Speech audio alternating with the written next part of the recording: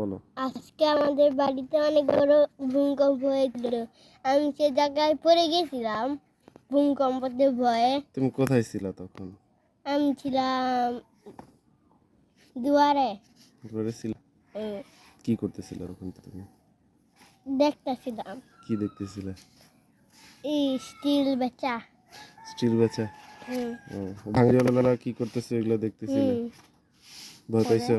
হ্যাঁ, হ্যাঁ, আমি পুরা সব কিছু দেখতেছিলাম। তারপর মা ধাক্কা দিয়ে নিয়ে যাচ্ছিল, আমার পা ঘষা খাইতে খাইতে শেষ।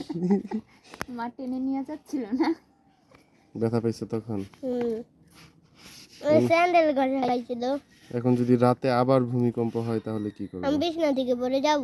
বিছনা থেকে পড়ে যাবা? যেমনকার দাদুর সাথে ঘুমানোর সময় যে কিনার দিয়ে পড়ে গেছিলাম, আমি সেভাবে কিনার দিয়ে পড়ে যাব। তাই?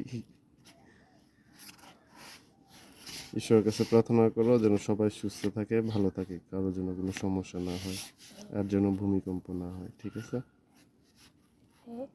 যদি আজকে যদি দাদুর সঙ্গে ঘুমাই, দাদুর সাথে ঘুমাও তুমি আজকে।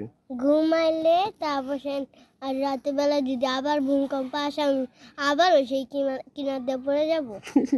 তাহলে বিছানার নিচে বালিশ দিয়ে রাখবেন, ঠিক আছে? বিছনার নিচে চলে যাব। তাই? ঠিক আছে, তাহলে তোমার ভূমিকম্পের এক্সপিরিয়েন্স কি, ভালো না খারাপ? খারাপ।